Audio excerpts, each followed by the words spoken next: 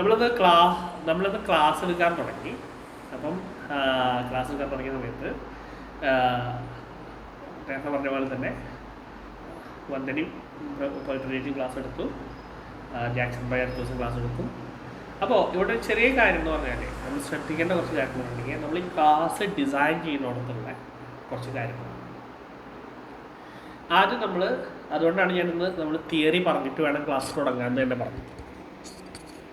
കാരണം ഈ തിയറി സംസാരിക്കുന്ന നേരത്ത് ആക്ച്വലി നമ്മൾ കുറച്ച് കാര്യങ്ങൾ പ്രിപ്പയർ ചെയ്യേണ്ടതാണ്. എന്ന് പറഞ്ഞാൽ വിഷയം നമുക്ക് നന്നായിട്ട് അറിയായിരിക്കും, മനസ്സിലായോ? കേട്ടിട്ടുണ്ടായിരിക്കും, നമ്മളിത് ഉണ്ടായിരിക്കും, അതൊക്കെ ഉണ്ടായിരിക്കും. അപ്പം അവിടെ ഒരു ചെറിയ പ്രശ്നം എന്താണെന്ന് വെച്ചിട്ടുണ്ടെങ്കിൽ ഈ കേട്ടിട്ടുള്ള കാര്യത്തിനെ തന്നെ ഒരു ഓർഡറിൽ നമുക്ക് അവതരിപ്പിക്കാൻ പറ്റണം, മനസ്സിലായോ? അപ്പോൾ അതിൽ ആദ്യം നമ്മൾക്ക് വേണ്ടതെന്ന് പറഞ്ഞിട്ടുണ്ടെങ്കിൽ ഒരാൾ എന്ത് കേൾക്കാനായിരിക്കും നമ്മളുടെ അടുത്ത് വന്നിരിക്കുന്നുണ്ടാവുക? ആ വിഷയം എന്താണെന്നുള്ളത് കേൾക്കാനല്ലേ. അതായത് ഇപ്പോൾ കായകൽപ്പയാണെങ്കിൽ കായകൽപ്പ യോഗ എന്താണ്, കായകൽപ്പ എന്താണ് ചെയ്യാൻ പോകുന്നതൊക്കെ അറിയാനാണ് വന്നിരിക്കുന്നുണ്ടാവുക. അപ്പോൾ നമ്മൾ ജസ്റ്റ് ഇപ്പോൾ സ്റ്റാർട്ടിങ് നമ്മളൊരു കായകൽപ്പ എന്ന് പറഞ്ഞ വാക്കിൻ്റെ മീനിങ്ങിന് സ്റ്റാർട്ട് ചെയ്തെന്ന് വിചാരിക്കാം. അതിനുശേഷം നമ്മൾ അപ്പോൾ ഒരു ഇൻട്രൊഡക്ഷൻ കിട്ടി എന്താണ് കായകൽപ്പ എന്നുള്ളതിനെ കുറിച്ചിട്ട്. പിന്നെ അതിൻ്റെ കുറച്ച് ഹിസ്റ്ററിയിലേക്ക് പോയി വിചാരിക്കാം. ലൈക്ക് നമ്മൾ ആരാണ് ചെയ്തത്, എവിടെ നിന്നാണ് വന്നത്, അതായത് ഒരു ചെറിയൊരു ബ്രീഫ് ഹിസ്റ്ററി അതിനെ കുറിച്ച് കൊടുത്തു.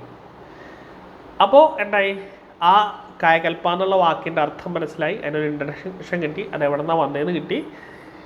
ഇനി അതെന്തൊക്കെയാണ് ചെയ്യാൻ പോകുന്നത്, നമ്മൾ പ്രാക്ടീസ് ചെയ്യുന്ന സമയത്ത് എന്തൊക്കെ വ്യത്യാസങ്ങളാണ് കായകൽപ്പ യോഗ നമ്മളിൽ ഉണ്ടാക്കാൻ പോകുന്നത്.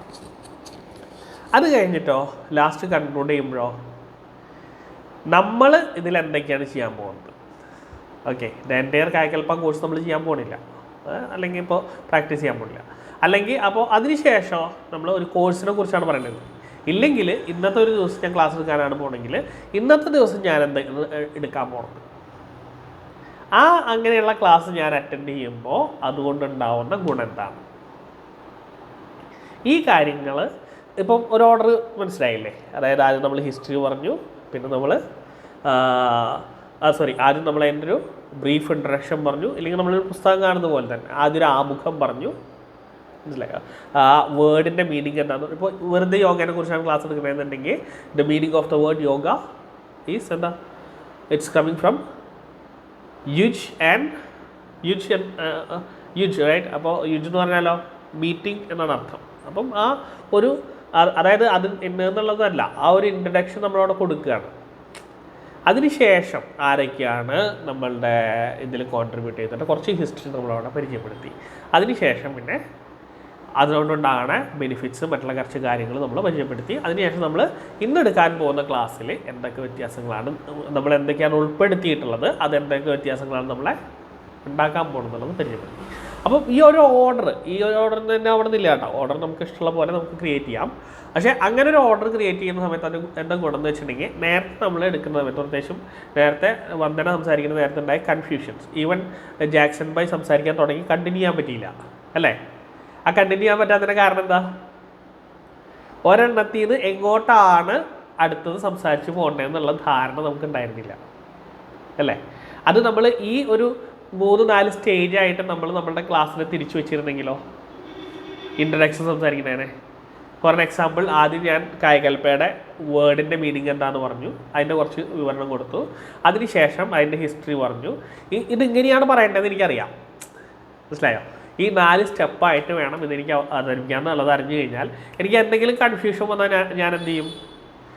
ആ സെഷനെ എങ്ങനെയെങ്കിലും ക്ലോസ് ചെയ്തിട്ട് അടുത്ത സെഷൻ സ്റ്റാർട്ട് ചെയ്യും അല്ലേ? ഈസി അല്ലേ? അതായത് ഇപ്പോൾ കായകൽപ്പം പറഞ്ഞ് ഓക്കെ അതിൻ്റെ അത്യാവശ്യം കാര്യങ്ങൾ പറഞ്ഞു, പിന്നെ പെട്ടെന്ന് എനിക്ക് കണ്ടിന്യൂറ്റി കിട്ടുന്നില്ല എന്നുള്ളൊരു തോന്നൽ വന്നു കഴിഞ്ഞാൽ കണ്ടിന്യൂറ്റി കിട്ടാണ്ടിരിക്കാനുള്ള വഴികൾ ഞാൻ പറഞ്ഞുതരാം. പക്ഷേ അഥവാ അങ്ങനെ തോന്നിക്കഴിഞ്ഞാൽ എന്ത് ചെയ്യാൻ പറ്റും? നമുക്ക് നേരെ ഹിസ്റ്ററിയിലേക്ക് പോകാൻ പറ്റും, അടുത്ത ഘട്ടത്തേക്ക് പോകാൻ പറ്റും. അവിടെയും ഇപ്പോൾ ഈവൻ നന്നായിട്ട് അത്യാവശ്യം വേണ്ട കാര്യങ്ങൾ സംസാരിച്ച് കഴിഞ്ഞിട്ടുണ്ടെങ്കിലും അതിന് വേണമെങ്കിൽ കൺക്ലൂഡ് അടുത്ത സെഷനിൽ ഒരിക്കലും ആ ഒരു ഫ്ലോ നമുക്ക് നഷ്ടപ്പെടില്ല. നമ്മളങ്ങനെ ഓരോ സ്റ്റേജസ് ആയിട്ട് മാറ്റിയിട്ട് നമ്മൾ പ്രസൻറ്റ് ചെയ്ത് കഴിഞ്ഞാൽ ഓക്കെ. അപ്പോൾ ആ പ്രസൻറ്റേഷൻ എന്ന് പറഞ്ഞാൽ വളരെ ഇമ്പോർട്ടൻ്റ് ആയിട്ടുള്ളൊരു കാര്യമാണ്, എങ്ങനെ നമ്മളൊരു വിഷയത്തിന് പറയണം എന്നുള്ളത്. പിന്നെ 4ാമത്തെ സബ്ജക്റ്റ് എന്തായാലും നമ്മുടെ ലാസ്റ്റ് ടൈമിൽ നമ്മൾ പറയേണ്ടത് എന്തായാലും നമ്മൾ എന്ത് ചെയ്യാൻ പോകുന്നു, ഈ ക്ലാസ്സിൽ നമ്മൾ എന്താണ് പ്രാക്ടീസ് ചെയ്യാൻ പോകുന്നത് എന്നുള്ളതിനെ കുറിച്ച് പറയുന്നതാണ് ഏറ്റവും നല്ലത്.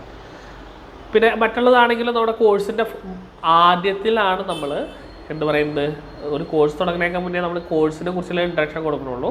ഓരോ ക്ലാസ്സിലും നമ്മൾ ചെയ്യേണ്ടത് എന്താ, ആ ക്ലാസ്സിനെ കുറിച്ചാണ് ഇൻട്രഡക്ഷൻ കൊടുക്കുന്നത് അല്ലേ. അവിടെയും നമ്മൾ ഇതേപോലെ തന്നെ പ്ലാൻ ചെയ്യണം.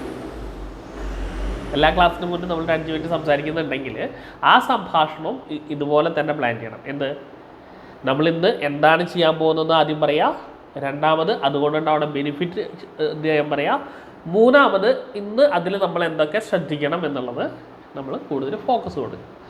അപ്പോൾ ഞാൻ പറയുകയാണെങ്കിൽ അവിടെയും നമ്മൾ പറയാൻ പോകുന്ന കാര്യത്തിന് ഒരു 3 ആക്കി തിരിച്ചു അല്ലേ. ആ ഒരു ഓർഡർ എപ്പോഴും കീപ്പ് ചെയ്യുക. അത് ഇന്ന രീതിയിൽ വേണമെന്നുള്ളതല്ല ഞാൻ പറയുന്നത്. അപ്പോൾ നിങ്ങൾക്ക് നിങ്ങളുടേതായ ഐഡിയയിൽ ഒരു ഓർഡർ ഉണ്ടാക്കാൻ പറ്റുകയാണെങ്കിൽ അതും നല്ലതാണ്, ഇറ്റ്സ് ഓക്കെ. പക്ഷേ അങ്ങനെ ഒരു ഓർഡർ നമുക്ക് ഉണ്ടായിരിക്കണം. ഞാൻ ആദ്യം പറയുന്നത് ഇന്നതായിരിക്കും, രണ്ടാമത് പറയുന്നത് ഇന്നതായിരിക്കും, മൂന്നാമത് പറയുന്നത് ഇന്നതായിരിക്കും, നാലാമത് പറയുന്നത് ഇന്നതായിരിക്കും എന്നുള്ള ഒരു ഇത് നമ്മളുടെ മൈൻഡിനുള്ളിൽ ഉണ്ടാവണം. ഇനി ഇവിടെ നമ്മളെ ഹെൽപ്പ് ചെയ്യാൻ പറ്റുന്ന കുറച്ച് കാര്യങ്ങൾ എന്ന് പറഞ്ഞിട്ടുണ്ടെങ്കിൽ തുടക്കത്തിൽ, പിന്നീടൊന്നും അത്ര കുഴപ്പമുള്ള കാര്യമല്ല, നമുക്ക് ചില പോയിന്റ്സ് നോട്ടീസ് ചെയ്ത് വയ്ക്കാം. മനസ്സിലായോ? ഒരു പേപ്പറിലോ ഇതിലോ കുറച്ച് പോയിന്റ്, അതായത് ഇന്ന പോയിന്റുകൾ ഞാൻ വിട്ടുപോകാൻ പാടില്ല. ഓക്കെ, കായകൽപ്പ എന്ന് പറഞ്ഞ വാക്കിൻ്റെ മീനിങ് നമുക്കറിയാം. പക്ഷേ അത് ചിലപ്പോൾ നമ്മൾ ഈ പറയുന്ന പോലെ പെട്ടെന്ന് സംസാരിക്കാൻ കയറുന്ന നേരത്ത് അതെൻ്റെ ഓർമ്മയിൽ വരണമെന്നില്ല. എന്നുവെച്ചാൽ നമ്മൾ എവിടെന്നെങ്കിലും സ്റ്റാർട്ട് ചെയ്യാനുള്ള സാധ്യത കൂടുതലാണ്. അപ്പോൾ എന്താണെന്ന് വെച്ചിട്ടുണ്ടെങ്കിൽ ഓക്കെ, മീനിങ് ഓഫ് കായകൽപ്പ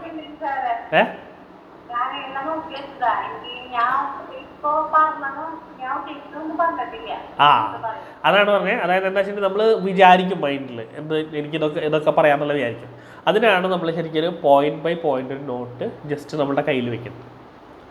അത് ജസ്റ്റ് പോയിന്റ്സ് മാത്രമാണ്, അതായത് the meaning of Kayakalp. Okay, അപ്പോൾ നമുക്കറിയാം, ഞാൻ അതിൽ ആദ്യത്തേൽ മീനിങ് ഓഫ് കായകൽപ്പ പറയണം. Then about Bogar, about Siddhar, നമ്മുടെ ട്രഡീഷൻ. അങ്ങനെ ഓരോരോ നോട്ട്സ് നമ്മൾ എഴുതി വെച്ചിട്ടുണ്ട് വെച്ചിട്ടുണ്ടെങ്കിൽ ഓരോ പോയിന്റ് മാത്രം നമ്മുടെ കയ്യിൽ വെച്ചിട്ടുണ്ടെങ്കിൽ, ഈവൻ ഞാൻ ടീച്ചേഴ്സ് ട്രെയിനിങ് ക്ലാസ് എടുക്കുമ്പോൾ ഇപ്പോൾ നിങ്ങൾക്ക് ക്ലാസ് എടുക്കുന്ന നേരത്തെ എൻ്റെ റൈറ്റ് സൈഡിൽ ഒരു ചെറിയ നോട്ട്സ് ഉണ്ട്. അതെനിക്ക് എന്ത് വിഷയം സംസാരിക്കണമെന്ന് അറിയാണ്ടല്ല, ഇതൊന്നും അല്ലെങ്കിൽ പോലും നമ്മൾ ചിലപ്പോൾ വിഷയത്തിൽ നിന്ന് വല്ലാണ്ട് ഡൈവേർട്ടായി പോകും. നമ്മൾ ഈ ക്ലാസ്സിലൊന്നും പറയേണ്ട കാര്യമാവില്ല ചിലപ്പോൾ ഈ ക്ലാസ്സിൻ്റെ ഉള്ളിൽ പറയുന്നത്. അപ്പോൾ അതിൻ്റെ ഉള്ളിൽ ഒതുക്കി നിർത്താൻ പോലും ഈ നോട്ട്സ് നമുക്ക് ആവശ്യമാണ്. മനസ്സിലായോ? അതായത് എനിക്ക് ഇന്നത്തെ സാധനങ്ങളൊന്ന് സംസാരിക്കണം എന്നുള്ളത് കറക്റ്റായിട്ട് ഇപ്പുറത്തുണ്ടാവും. അതുപോലെ ഈവൻ നമ്മളൊരു സർട്ടൻ കാര്യത്തിനെ കുറിച്ച് പഠിപ്പിക്കുകയാണെങ്കിലും, ഇപ്പോൾ ആദ്യത്തെ പ്രശ്നം നമുക്ക് വരിക എന്ന് പറഞ്ഞിട്ടുണ്ടെങ്കിൽ കാര്യങ്ങൾ ഓർമ്മ വരാണ്ടാണ്. എന്തൊക്കെയാണ് സംസാരിക്കേണ്ടത് എന്നുള്ളത് ചിലപ്പോൾ മറന്നുപോയിട്ടാണ്. പക്ഷേ കുറച്ചും കൂടെ കഴിഞ്ഞ് വേറെ പ്രശ്നം വരിക എന്ന് പറഞ്ഞിട്ടുണ്ടെങ്കിൽ നമ്മുടെ ഉള്ളിൽ ഒരുപാട് ഡാറ്റ ഉണ്ടാവും. ആ ഡാറ്റയുടെ ഇടയിൽ പലതും വിട്ടുപോകും. അപ്പോഴും എന്താണ് ഏറ്റവും കൂടുതൽ സഹായിക്കുക, ഈ സൈഡിൽ നമ്മൾ നോട്ടീസ് ചെയ്ത് വെച്ചിട്ടുള്ള ജസ്റ്റ് നോട്ട്സ്, അതായത് ഓരോ പോയിന്റ് മതി, ഇന്ന കാര്യങ്ങൾ ഞാനിന്ന് സംസാരിച്ചിട്ടുണ്ടാവണം. അപ്പോൾ അത് ഞാനിപ്പോൾ പറഞ്ഞതെന്നുണ്ടെങ്കിൽ മീനിങ് ഓഫ് കായകൽപ്പ തന്നെ കൊടുക്കണമെന്നൊന്നുമില്ല. നമുക്ക് മനസ്സിലാവണ തരത്തിൽ ഒറ്റ പോയിന്റ് മനസ്സിലായില്ലേ, ആ ഒരു ഭാഗത്ത് എന്താണോ പറയേണ്ടത് അത് ഒറ്റ പോയിൻ്റായിട്ട് നമ്മൾ നോട്ടീസ് ചെയ്യണം. അങ്ങനെ വേണം നമ്മൾ ക്ലാസ്സിൽ ഇത് ചെയ്യാനായിട്ട്. പിന്നെ അതിൽ കുറച്ച് കറക്ഷൻസ് ഉള്ളതെന്ന് പറഞ്ഞിട്ടുണ്ടെങ്കിൽ, ഒന്ന് ആദ്യത്തെ ഒരു ഭാഗം ഞാനിപ്പം ഇന്നലെ നമ്മൾ പവിത്ര ചേച്ചിനെ കൊണ്ട് ചെയ്യിച്ചപ്പം ഒരു കാര്യം എന്ന് പറഞ്ഞിട്ടുണ്ടെങ്കിൽ ചെറിയ പ്രാക്ടീസ് മാത്രമേ ചെയ്തുള്ളൂ. അതുകൊണ്ട് അതിൽ പ്രത്യേകിച്ച് കറക്ഷൻസ് ഒന്നുമില്ല. പിന്നെ എന്താ വെച്ചിട്ടുണ്ടെങ്കിൽ അതിലത്തെ കറക്ഷൻസ് നമുക്ക് മെല്ലെ മെല്ലെ തിരുത്താവുന്ന കാര്യമാണ്. ഒന്ന് വന്ദന സംസാരിച്ചപ്പോൾ ഉണ്ടായ ഒരു ചെറിയ കാര്യം എന്ന് പറഞ്ഞിട്ടുണ്ടെങ്കിൽ, അവിടെ എനിക്ക് തോന്നുന്നു അതിൻ്റെ ഒരു ചെറിയ ഉത്തരവാദിത്തം എനിക്കുണ്ട്. കാരണം എന്ന് പറഞ്ഞിട്ടുണ്ടെങ്കിൽ ആ ഭാഗത്ത് എനിക്ക് ക്ലാരിറ്റി തരാനായിട്ട് അത്ര പറ്റിയിട്ടില്ല എന്ന് തോന്നുന്നു. അതുകൊണ്ട് തന്നെ ഞാനതൊന്നും കൂടെ എക്സ്പ്ലെയിൻ ചെയ്യാണ്. അതായത് നമ്മളുടെ ഒരു സൗത്ത് ഇന്ത്യൻ അല്ലെങ്കിൽ നമ്മളുടെ തമിഴ് ട്രഡീഷൻ എന്ന് പറഞ്ഞിട്ടുണ്ടെങ്കിൽ അത് ഭയങ്കര വലിയൊരു ട്രഡീഷനാണ്. ആദ്യത്തെ ഒരു കാര്യം എന്ന് പറഞ്ഞാൽ, അതായത് ലോകത്തിലെ ഏറ്റവും പഴക്കം ചെന്ന ഭാഷ ഏതാണെന്ന് ചോദിച്ചിട്ടുണ്ടെങ്കിൽ അത് തമിഴാണ്. ഭാഷകളിൽ ഒന്ന് എന്ന് വേണമെങ്കിൽ പറയാം, കാരണം അപ്പുറത്തുണ്ടോ എന്ന് നമുക്കറിയില്ല. അപ്പോൾ നമുക്കങ്ങനെ നേടുന്നില്ല. അപ്പോൾ ഈ തമിഴിൽ ആക്ച്വലി പറഞ്ഞിട്ടുണ്ടെങ്കിൽ ഈ യോഗ എന്ന് പറയുന്ന അല്ലെങ്കിൽ താന്ത്രിക് യോഗിക് സിദ്ധ അങ്ങനെ ഒരു ട്രഡീഷൻ ആരംഭിക്കുന്നത് ആദിയോഗി എന്നറിയപ്പെടുന്ന ശിവനിൽ നിന്നാണ്. Okay, Shivan is N Adiyogi. ഈ ആദിയോഗിയായിട്ടുള്ള ശിവൻ്റെ പ്രധാനപ്പെട്ട 2 ശിഷ്യന്മാരാണ്. ഒന്ന് നന്ദിറും ഒന്ന് സുബ്രഹ്മണ്യനും. നമ്മൾ വളരെയധികം ശ്രദ്ധിക്കേണ്ട ഒരു കാര്യം എന്ന് പറഞ്ഞിട്ടുണ്ടെങ്കിൽ ഈ തമിഴ് അതുപോലെ തന്നെ നമ്മൾ ഏറ്റവും കൂടുതൽ കേട്ടിട്ടുള്ള നമ്മളുടെ സാൻസ്ക്രിറ്റ് പ്രൊനൗൺസിയേഷൻസ് തമ്മിൽ മിക്സ് ആവരുത്. നന്ദികേശൻ എന്നുള്ളത് എനിക്ക് പറയുന്നത് തമിഴ് വേർഡല്ല, മനസ്സിലായോ? ആ നന്ദിർ അതുപോലെ സുബ്രഹ്മണ്യർ അതാണ് ശരിക്കും തമിഴിൽ. അതുപോലെ തന്നെ നമ്മൾ ശ്രദ്ധിക്കാത്ത കുറേ കാര്യമാണ്. ഈ ഭോഗർ എന്ന് പറയുന്നത് ആക്ച്വലി അതൊരു സാൻസ്ക്രിറ്റ് പ്രൊനൗൺസിയേഷനാണ്. ബോക്കർ ആണ് തമിഴ് പ്രൊനൗൺസിയേഷൻ. രണ്ടാമത്തെ കാര്യം എന്ന് പറഞ്ഞിട്ടുണ്ടെങ്കിൽ നമ്മൾ കൂടുതലും പറയാറുള്ള വേറെ സാധനമാണ് അഗസ്ത്യർ എന്ന് നമ്മൾ കേട്ടിട്ടുണ്ടാവും. അഗസ്ത്യമുനി എന്നൊക്കെ നമ്മൾ പറയും. ഇത് ആക്ച്വലി അഗസ്ത്യനല്ല, അഗത്യരാണ്.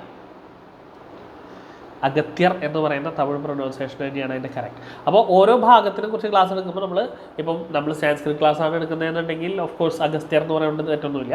പക്ഷേ നമ്മൾ തമിഴ് ട്രഡീഷണൽ ക്ലാസ് എടുക്കുന്ന സമയത്ത് അവർ ഉപയോഗിക്കുന്ന പേര് ഭയങ്കര ഇമ്പോർട്ടൻ്റ് ആണ് അല്ലേ? അപ്പോൾ അതുകൊണ്ട് തന്നെ ആ കാര്യം ഒന്ന് ശ്രദ്ധിക്കുക. അന്നത്തെ കാര്യം 2. അപ്പോൾ നമ്മൾ എന്ത് കണ്ടു? അത് നമ്മളിങ്ങനെ ഒരു പിക്ചറൈസ് ചെയ്യുക. ആദിയോഗി ശിവൻ, ആ ശിവനിൽ നിന്ന് ശിവൻ ട്രെയിൻ ചെയ്ത 2 പേരായിട്ടുള്ള അഗത്യനും അതുപോലെ തന്നെ സുബ്രഹ്മണ്യനും. ഓക്കെ അല്ലേ? ഈ സുബ്രഹ്മണ്യനാണെങ്കിൽ എന്താ അഗത്യരുടെയും ശിവൻ്റെയും കൂടെ ശിഷ്യനാണ്. സോറി അഗത്യരല്ല, നന്ദിറും സുബ്രഹ്മണ്യനും. ഈ നന്ദിർ എന്ന് പറയുന്നത് സുബ്രഹ്മണ്യൻ എന്ന് പറയുന്നത് നന്ദിറിൻ്റെയും ശിവൻ്റെയും കൂടെ ശിഷ്യനാണ് അല്ലേ? ആ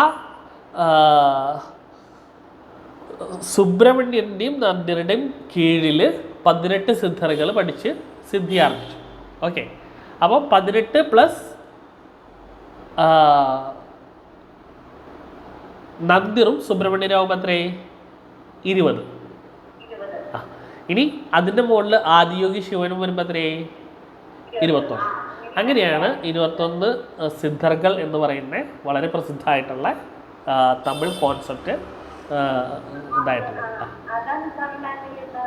അപ്പോൾ അതാണ് ഞാൻ ക്ലാരിഫൈ ചെയ്തത്. എനിക്ക് മനസ്സിലായതിൻ്റെ ക്ലാരിറ്റി വന്നിട്ടില്ല. അപ്പം അതിൽ നിന്ന് വന്നിട്ട് ഈ 21 പേര് പിന്നീടൊരു 3000-ഓളം പേരെ ട്രെയിൻ ചെയ്തു എന്നാണ്.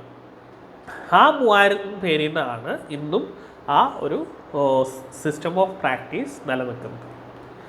അതിൽ നമ്മൾ പറയാൻ പോകുന്നത് സുബ്രഹ്മണ്യരുടെ ശിഷ്യനായിട്ടുള്ള ഭോക്കർ എന്ന് പറയുന്ന മഹാസിദ്ധരുടെ ഒരു കഥയാണ്, അല്ലെങ്കിൽ ഒരു ഭാഗമാണ്. ആ കഥ എന്തായിരുന്നു? സിദ്ധി ആർജിച്ചതിന് ശേഷം, അതായത് ഒരുപാട് കാലം സുബ്രഹ്മണ്യരുടെ കീഴിലും അല്ലാതെയൊക്കെ പ്രാക്ടീസ് ചെയ്തിട്ട് ഒരു സിദ്ധറായി മാറിയ നമ്മുടെ ഭോക്കർക്ക് ഞാൻ ആ വാക്ക് ആക്ച്വലി ഇത് പോയിന്റ് ഔട്ട് ചെയ്യണമെന്ന് വിചാരിച്ചിട്ടുണ്ടായിരുന്നു. മൃതസഞ്ജീവനി തന്ത്രമാണ്. ഇറ്റ്സ് നോട്ട് മഹാമൃത്യുഞ്ജയ മന്ത്ര. മഹാമൃത്യുഞ്ജയ മന്ത്ര എന്ന് പറയുന്നത് ഇറ്റ്സ് കംപ്ലീറ്റ്ലി ഡിഫറെൻ്റ് ആയിട്ടുള്ളൊരു കാര്യമാണ്. അതൊരു ഋഗ്വേദത്തിലെ ഒരു മന്ത്രമാണ് മഹാമൃത്യുഞ്ജയം. അതവിടെ അതൊന്നും കുഴപ്പമില്ല. അത് ഞാൻ പറഞ്ഞില്ലേ, തെറ്റുകളൊക്കെ നമുക്ക് പറ്റും, അത് ഇഷ്യുള്ള കാര്യമല്ല. മൃതസഞ്ജീവനി തന്ത്രം നമ്മളൊരു അവിടെ ആ കഥ ഞാനൊന്ന് ഓർമ്മിക്കാം. അതായത് മഹാരഥനായിട്ടുള്ളൊരു ഫൈറ്ററാണ് രാവണൻ്റെ പുത്രനായിട്ടുള്ള ഇന്ദ്രജിത്ത് എന്ന് പറയുന്ന മകൻ. ഇന്ദ്രജിത്ത് എന്ന് പറഞ്ഞിട്ടുണ്ടെങ്കിൽ ഇദ്ദേഹത്തിനെ വെല്ലാനായിട്ട് ആർക്കും കഴിയില്ല. മേഘദത്തൻ, ഇന്ദ്രജിത്ത്, അങ്ങനെ ഒരുപാട് പേരുകളുണ്ട് ഇന്ദ്രജിത്തിന്. കാരണം മേഘങ്ങളുടെ ഇടയിൽ മറഞ്ഞിരുന്ന് പോലും യുദ്ധം ചെയ്യാൻ കഴിയുള്ളവനാണ് മേഘദത്തനായ ഇന്ദ്രജിത്ത്. അപ്പം ഇന്ദ്രനെ തോൽപ്പിച്ചത് കൊണ്ട് തന്നെ ഇന്ദ്രന് അയാളുടെ ആ കഴിവിലുണ്ടായിട്ടുള്ള അത്ഭുതം കൊണ്ട് ഇന്ദ്രനെ തോൽപ്പിച്ചാണ് ഇന്ദ്രജിത്ത് എന്നുള്ള പേര് വരുന്നത്. ഇന്ദ്രൻ തന്നെ കൊടുത്തിട്ടുള്ള ദിവ്യാസ്ത്രങ്ങളൊക്കെ ആളുടെ കയ്യിലുണ്ട്. അങ്ങനെ ഈ യുദ്ധത്തിൽ രാമനും ലക്ഷ്മണനും മരിച്ചു വീഴുന്നൊരു സന്ദർഭം ഉണ്ടാവുകയാണ്. അപ്പം ഇവരെ പുനരുജ്ജീവിപ്പിക്കാനായിട്ട് പറ്റുന്ന ഒരു ഞാൻ ആ ഒരു കഥയുടെ ഒരു പ്ലോട്ട് മാത്രം പറയുന്നതാണ് കേട്ടോ. ഹനുമാൻ പോയി മരുത്വാമലയിൽ നിന്ന് ഈ മൃതസഞ്ജീവനി കൊണ്ടുവന്നു എന്നാണ്. അപ്പോൾ നമ്മളെന്താണെന്ന് വെച്ചിട്ടുണ്ടെങ്കിൽ നമ്മുടെ കഥ പറഞ്ഞു പോയപ്പോഴൊരു ചെറിയ വ്യത്യാസം ഉണ്ടെങ്കിൽ നമ്മളെ സംബന്ധിച്ചിടത്തോളം മൃതസഞ്ജീവനി എന്ന് പറയുന്നത് എന്തായിരുന്നു? ഒരു ഔഷധം പോലെയാണ് നമ്മൾ കണ്ടത്. ആക്ച്വലി അതൊരു ഔഷധമല്ല, അതൊരു തന്ത്രയായിരുന്നു. ആ തന്ത്രം ആരായിരുന്നു? നവനാഥ സിദ്ധറുകളായിരുന്നു. ഈ നവനാഥ അവിടെ കറക്റ്റായിട്ട് പറയുന്നുണ്ട്. കാരണം ഈ സാധനം തേടിപ്പോയ സാധനം ശരിക്കും ആരും കണ്ടെത്താൻ കഴിഞ്ഞില്ല. ഹനുമാൻ കണ്ടെത്താൻ കഴിഞ്ഞില്ല, കാരണം നവനാഥ സിദ്ധരെ അങ്ങനെ കാണാൻ പറ്റില്ല. അതിന് ആ സിദ്ധി ആർജിച്ചവർ തന്നെയാണ്. അതാണ് പറഞ്ഞത്. അപ്പോൾ അതാണ് ആ കഥയുടെ പ്ലോട്ട്. ഞാൻ ആ ഹനുമാൻ്റെ കഥ അവിടെ കണക്ട് ചെയ്തുകൊണ്ടാണ് ആ ഒരു ഭാഗം പറഞ്ഞത്, മനസ്സിലായോ? അപ്പോൾ ആ പ്ലോട്ട് അവിടെ നിന്നോട്ടെ, അതിലേക്ക് നമ്മൾ കൂടുതൽ പോകണ്ട, കാരണം ഒരുപാട് കോൺഫ്ലിക്റ്റ് ഉള്ള ഒരു സബ്ജക്റ്റാണ്. അതുകൊണ്ട് അവിടെ നിന്നോട്ടെ. നമുക്ക് തിരിച്ചിങ്ങോട്ട് തന്നെ വരാം. അതായത് ഈ പറഞ്ഞ മൃതസഞ്ജീവനി തന്ത്രം പഠിക്കാനായിട്ട് ഉണ്ടെന്നുള്ള ആഗ്രഹം വന്നു. ഈ മൃതസഞ്ജീവനി എന്ന് പറഞ്ഞാൽ മരിച്ച ഒരാളെ പുനരുജ്ജീവിക്കാൻ പറ്റുന്ന പ്രാക്ടീസാണ്. അപ്പം അത് പഠിക്കാനായിട്ട് എന്ത് ചെയ്തു? അത് അറിയുന്ന നവനാഥ സിദ്ധർകളെ, നവനാഥ സിദ്ധർകൾ കേട്ടോ, നവസിദ്ധർകളല്ല, നവനാഥ സിദ്ധർകൾ എന്ന് പറയുന്നൊരു ഇതാണ്. അപ്പം ഈ നവനാഥ സിദ്ധർകളെ കാണാനായിട്ട് എന്ത് ചെയ്തു?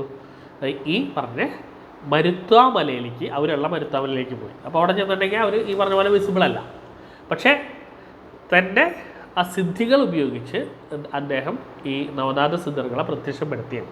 ഈ നവനാഥ സിദ്ധർകൾ 9 സിദ്ധർകളാണെന്നും അല്ല ഒരാൾ തന്നെയാണെന്നുള്ള ഒരുപാട് വിശ്വാസങ്ങൾ അവിടെയുണ്ട്, മനസ്സിലായോ? അത് അപ്പം അതുകൊണ്ട് തന്നെ നവനാഥ സിദ്ധർകൾ എന്ന് തന്നെ നമ്മൾ പറഞ്ഞാൽ മതി. ആ സിദ്ധർകൾ കാണാനായിട്ട് അവിടെ പോയി അവരാദ്യം പ്രത്യക്ഷപ്പെടാൻ വിസമ്മതിക്കുകയും, എന്നാൽ അദ്ദേഹത്തിൻ്റെ സിദ്ധി മൂലം ഇദ്ദേഹം അവരെ പ്രത്യക്ഷപ്പെടുത്തിയതിന് ശേഷം തൻ്റെ ആവശ്യം അവരോട് പറയുകയും ചെയ്തു. അപ്പോൾ ഒരു വേറെ കാര്യം എന്ന് പറയുകയാണെങ്കിൽ, ഒരു സിദ്ധർ വന്നൊരു കാര്യം ചോദിക്കുമ്പോൾ അവർക്ക് പറ്റില്ല എന്ന് പറയാൻ പറ്റില്ല. അപ്പം ആ അവസ്ഥയിൽ അവരെന്ത് ചെയ്തു? അവർ പറഞ്ഞു, വേറൊരു കാര്യം പറഞ്ഞു എന്ന് പറഞ്ഞിട്ടുണ്ടെങ്കിൽ, ഈ മൃതസഞ്ജീവനി തന്ത്രം എന്ന് പറയുന്നത് അങ്ങനെ സ്വായത്താക്കേണ്ടതൊന്നല്ല. കാരണം ആദ്യത്തെ കാര്യം എന്താ? മരിച്ചവർ അവരുടെ ഇഹലോകത്തെ എല്ലാ കർമ്മങ്ങളെയും പൂർത്തിയാക്കി, അല്ലെങ്കിൽ ഇവിടുത്തെ താൽക്കാലികമായിട്ടാണെങ്കിൽ എന്ന് പറഞ്ഞ് ആ ശരീരത്തെ ഉപേക്ഷിച്ച് എന്തായവരാണ്?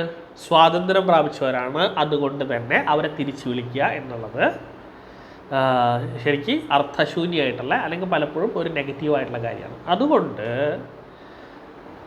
അതിനല്ലാതെ ഒരാൾക്ക് തൻ്റെ കർമ്മങ്ങൾ ഫിനിഷ് ചെയ്യേണ്ട അത്രയും കാലം ഇവിടെ ജീവിക്കാനും, അല്ലെങ്കിൽ അവർക്ക് തോന്നുന്ന അത്രയും കാലം ഇവിടെ ജീവിക്കാനും, അങ്ങനെ ജീവിച്ച് അവരുടെ കർമ്മങ്ങളെ തീർക്കാനും, അതിനുശേഷം ഒരു സെൽഫ് റിയലൈസേഷനിലേക്ക്, അല്ലെങ്കിൽ ഒരു ലിബറേഷനിലേക്ക്, അല്ലെങ്കിൽ നമ്മൾ പറയുന്ന മുക്തിയിലേക്ക്, അല്ലെങ്കിൽ നമ്മൾ പറയുന്ന ദൈവികതയിലേക്ക് യാത്ര ചെയ്യിക്കാനും അവരെ പ്രാപ്തരാക്കുന്ന, അവരെ കൊണ്ട് സാധ്യരാക്കുന്ന പ്രാക്ടീസായിട്ടുള്ള കായകൽപ്പം എന്ന് പറയുന്ന പ്രാക്ടീസ് ഞാൻ നിങ്ങൾക്ക് പഠിപ്പിക്കാം എന്ന് പറയുന്നത്.